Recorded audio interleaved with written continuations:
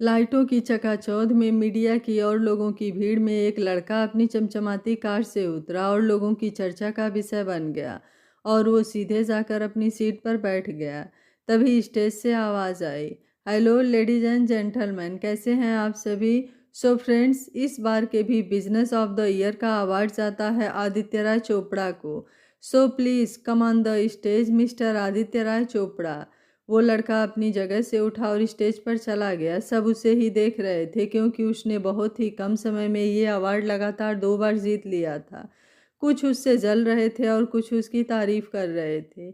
ये हैं मिस्टर आदित्य राय चोपड़ा, जो बिजनेस वर्ल्ड में एक स्टार हैं। लड़कियां जिन्हें देखकर आहें भरती हैं और लड़के जिसके जैसे बनने की चाह रखते हैं। लेकिन ये किसी भी लड़की को देखते तक नहीं, क्योंकि इन्हें लगता है कि लड़कियां सिर्फ पैसे से प्यार करती हैं। और ऐसा सोचने का कारण है उनकी भाभी रिया, जिसने उनके बड़े भाई को अपनी जाल में फंसाकर उससे शादी की। और अब वो आदित्य के आसपास घूमती रहती है कि किसी तरह वो पूरे चोपड़ा इंडस्ट्रीज़ की मालकिन बन जाए। और इनके परिवार में चाचा मनोज राय, चाची सुशीला और इनके बच्चे प्रिया, माही और शिव हैं। सभी आदि से छोटे हैं। इनके पिता मिस्टर संजय राय चोपड़ा और इनकी माँ सरिता और इनकी दादी मिसेज ममता राय चोपड़ा जी हैं। और इनका भाई आर्यन राय चोपड़ा है, जो थोड़ा बिगड़ा है लेकिन आदित्य की बात कभी नहीं काटता। और इनके बड़े भाई हैं प्रकाश राय, जिन्हें रिया ने धोखे से ब्लैकमेल करके शादी की। लेकिन ये किसी बात पर इतना ध्यान नहीं देते। सब जानने के बाद भी रिया इनको कभी गलत नहीं लगती है। आदित्य अवार्ड लेकर अपनी कार की तरफ बढ़ा तो मीडिया ने उसे घेर लिया और उससे तरह तरह के सवाल पूछने लगे। कांग्रेट्स मिस्टर आदित्य राय चोपड़ा जी, तो आपको ये अवार्ड जीतकर कैसा लगा? क्या आपके साथ कोई और नहीं आया था? आदित्य ने थैंक्स बोला और अपनी कार स्टार्ट करके चला गया और रिया को पीछे छोड़ गया, जिससे रिया बौखला गई। एक लड़की बहुत तेज से भाग कर आ रही थी और उसके पीछे 10 से 12 लोग दौड़ते हुए आ रहे थे। उनमें से एक बोला, पकड़ो साली को, बहुत पर निकल आए हैं इसके।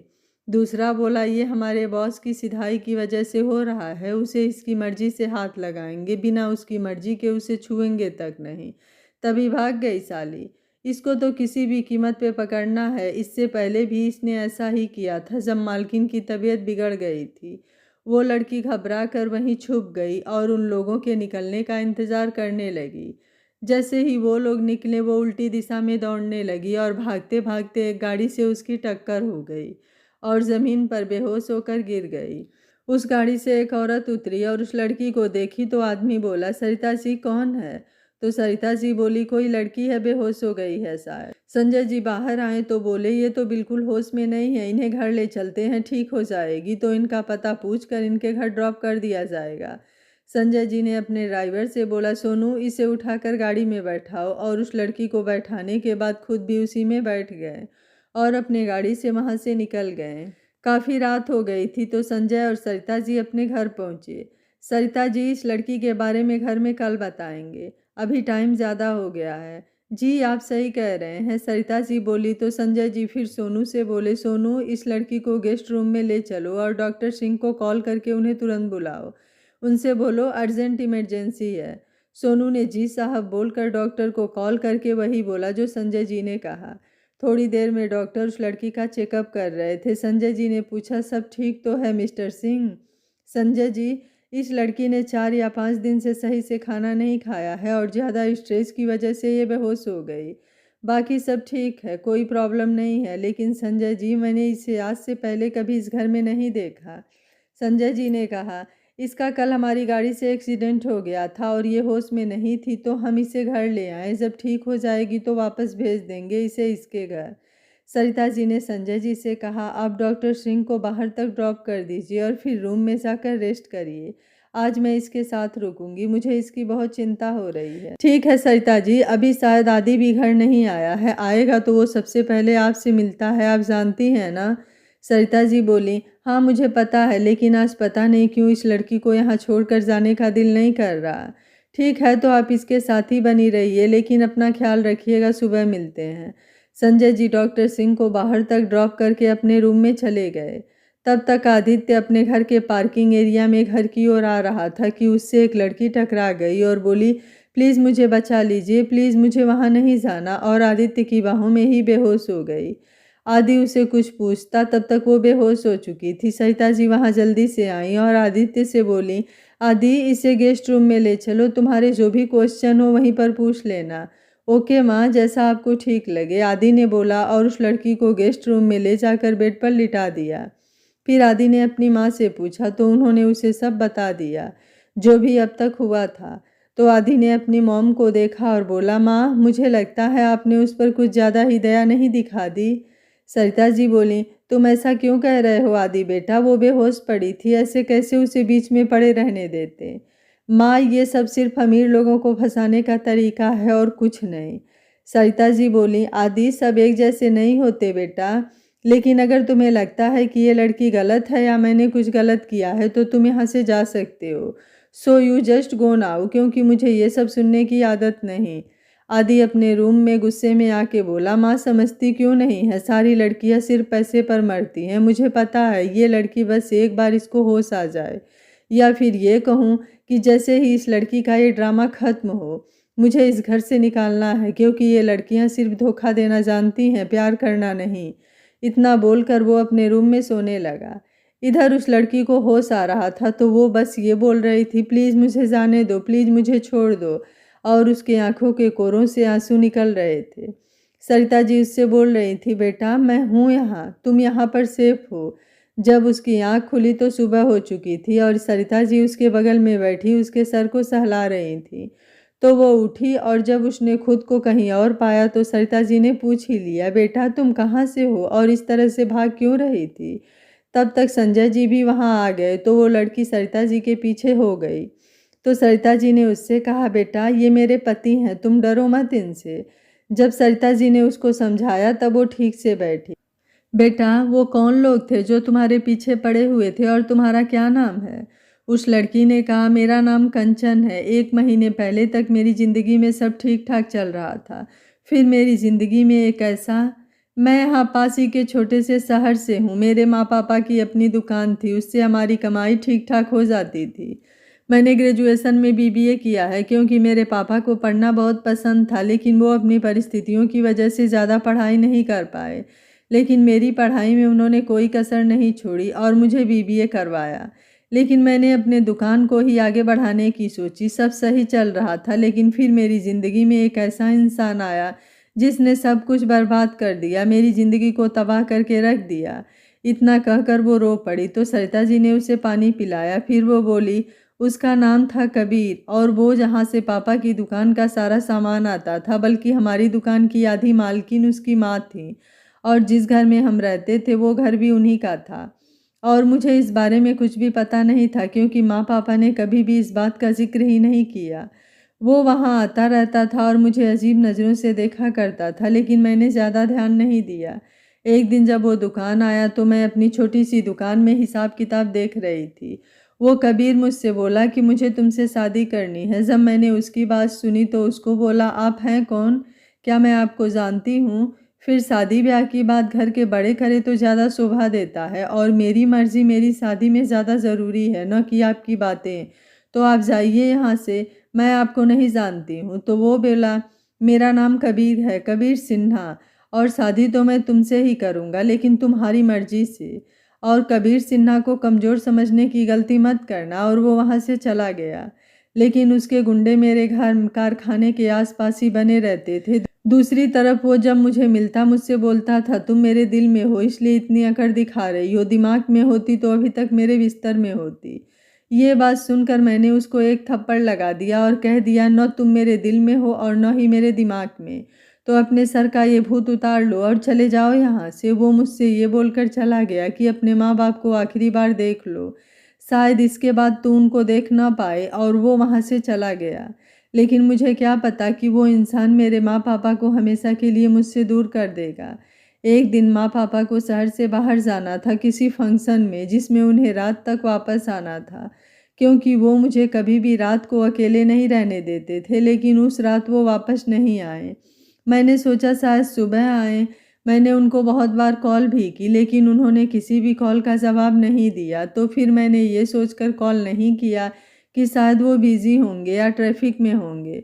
जब सुबह मेरी नींद खुली तो घर के बाहर काफ़ी भीड़ लगी थी। जब मैंने वहां जाकर देखा तो मेरे माँ पापा मेरे सामने आंखें बंद किए हुए खून से लथपथ लेटे थे और वहां के लोग बोल रहे थे कि माँ पापा की जिस कैब को बुक करके गए थे उस कैब को किसी ट्रक ने टक्कर मार दी, जिससे गाड़ी डिसबैलेंस हो गई और माँ पापा की गाड़ी एक पेड़ से जा टकराई और वो दोनों बच सकते थे, लेकिन उस ट्रक ड्राइवर ने उनको गाड़ी को दोबारा टक्कर मार दी, जिससे दोनों लोगों की जान चली गई और वो ट्रक ड्राइवर वहाँ से भाग गया।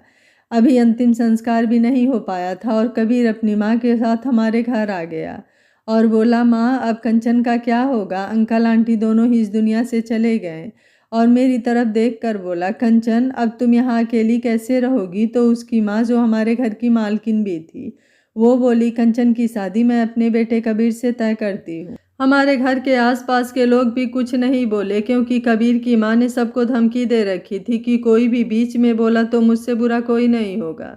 कबीर की माँ की बात सुनकर मुझे गुस्सा आ गया और मैंने बोल दिया कि ये घर मेरे माँ पापा का है और मुझे शादी नहीं करनी है।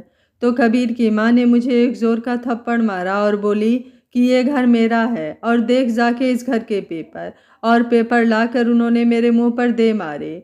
वो वो पेपर मैंने देखा तो मुझे कुछ समझ ही नहीं आया कि मैं क्या करूं। मैं तो अपने माँ पापा के जाने के गम में सही से रो भी नहीं पाई और वो फिर से ये कहते कहते रो पड़ी थी।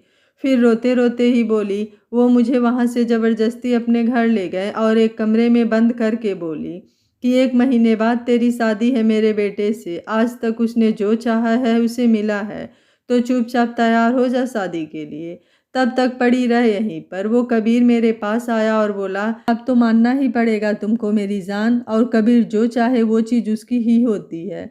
उस दिन के बाद से मैं 2 बार वहाँ से भागी, लेकिन उसके गुंडे हर बार मुझे पकड़ लेते। मैंने सोच लिया था कि भले ही मर जाऊंगी लेकिन उस गुंडे से शादी नहीं करूंगी। कल रात वो कबीर दारू पीकर मेरे पास आया और मुझसे ज़बरदस्ती करने लगा और बोला, अब तू मान नहीं रही है तो यही सही। मैंने देखा वहीं एक लोहे की राड थी। मैंने उसके सर पर दे मारी और मैं किसी तरह वहां से भाग आई।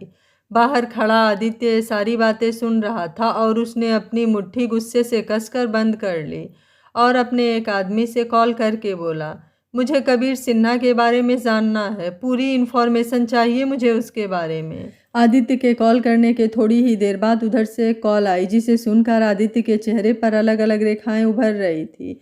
उस आदमी ने बताया कि सर, ये लड़की महेश्वर से है। वहाँ एक कपड़े के कारखाने के मालिक मिस्टर एंड मिसेस सिन्हा का बेटा है कबीर सिन्हा, जिसने कंचन से शादी करने के लिए उसके माँ पापा को एक ट्रक से एक्सीडेंट करवा दिया है और जोर जबरदस्ती से कंचन मल्होत्रा के साथ अपनी शादी करना चाहता है।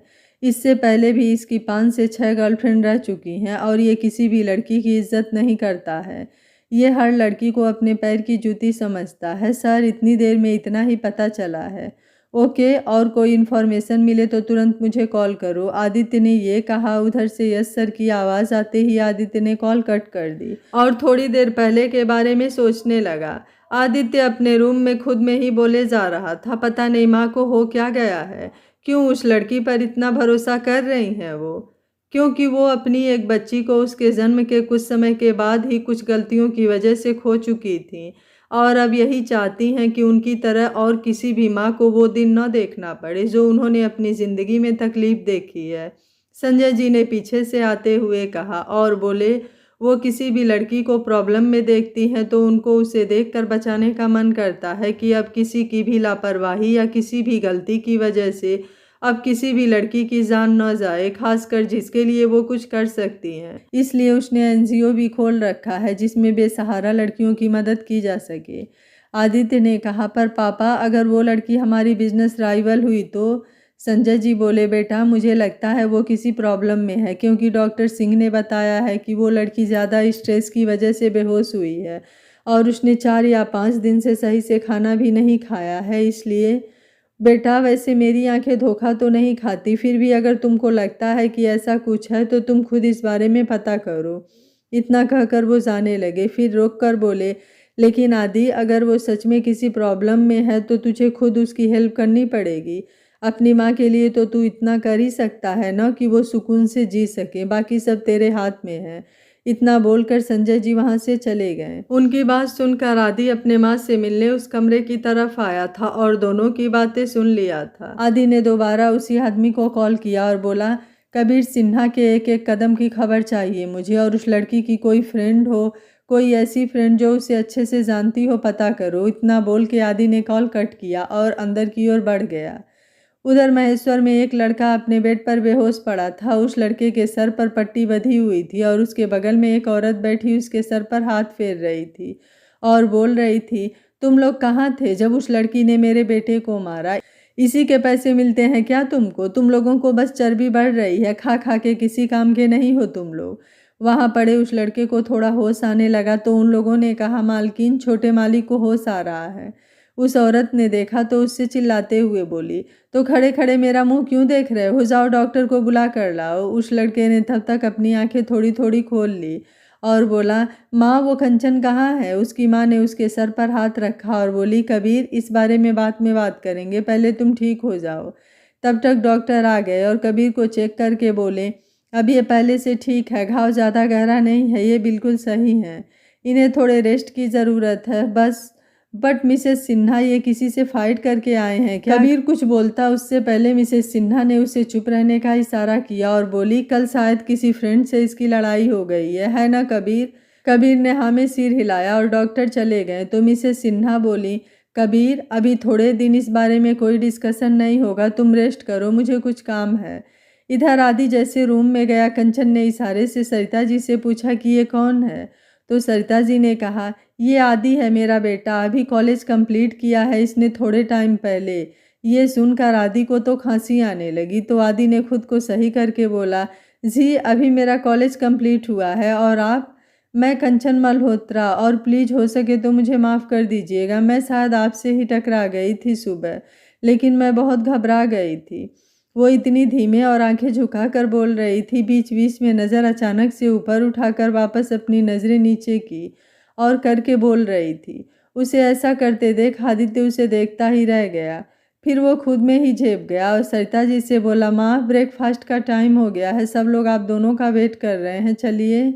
सरिता जी ने कंचन से कहा, चलो कंचन अभी तुम्हारा यहाँ पर तो कोई है नहीं, हमारे साथ ही रहने लगो, ये गेस्ट रूम है, तुम घर चलो हमारे। आदि ने सरिता जी की तरफ देखा तो सरिता जी ने उसे पलके झपकाकर इशारा किया, जैसे कह रही हो कि मुझे इसके मन की बात जाननी है, अभी तुम थोड़ा शांत रहो। उन्होंने कंचन की ओर देखा जो नीचे मुंह किए खड़ी थी।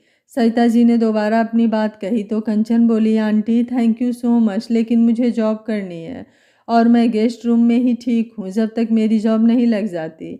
घर के अंदर घर के लोग ही अच्छे लगते हैं आंटी, और अभी आप लोग मुझे जानते ही कितना है, किसी अनजान पर आपको इतनी जल्दी इतना भरोसा नहीं करना चाहिए। Please aunty it's my request, मैं घर के अंदर नहीं जा सकती। बट बेटा नाश्ता तो। सरिता जी अपनी बात पूरी भी नहीं कर पाई तब तक संजय जी बोले, बेटा अगर तुम ऐसा चाहती हो तो ऐसा ही ठीक है, लेकिन हम तुम्हारा नाश्ता यहाँ भिजवा दे रहे हैं क्योंकि तुम पहले से ही काफ़ी कमज़ोर हो। इतनी बात सुनकर आदि वहाँ से चला गया और संजय जी और सरिता जी भी उसके पीछे पीछे चले आए। तीनों लोग घर के अंदर आए तो ममता जी ने कहा, आ गए आप लोग? उनकी आवाज़ सुनकर तीनों वहीं खड़े हो गए तो ममता जी बोली, इधर आ जाइए आप लोग, हमें आप लोगों से कुछ बात करनी है। उनकी ये बात सुनते ही तीनों लोग समझ गए कि ममता जी को क्या बात करनी है, और ममता जी घर के सबसे बड़ी थी तो चाह कर भी कोई उनकी बात काट नहीं पाता था, उनकी आवाज़ में ही रौब था। फिर से उनकी सख्त रौबदार आवाज़ आई, आप लोगों से ही कहा है हमने। तब तक सरिता जी बोली, माँ हम वहीं आ रहे हैं, आप भी ना, और संजय जी और आदि को लेकर पहुँच गए। ममता जी बोली, सरिता बेटा आपको अच्छे से पता है कि हम आपसे कुछ नहीं कहते हैं तो आप इस बात का फ़ायदा न उठाइए। कंचन के साथ रहते रहते आदि के दिल में कंचन के लिए फीलिंग हो जाएगी। क्या कंचन सच में मुसीबत की मारी है या फिर किसी का भेजा हुआ मोहरा? ये जानने के लिए देखते रहिए कहानी का अगला भाग। अगर आपको कहानी अच्छी लग रही है तो वीडियो को लाइक शेयर एंड चैनल को सब्सक्राइब कर लीजिएगा। Thank you for watching. मिलते हैं कहानी के अगले भाग में।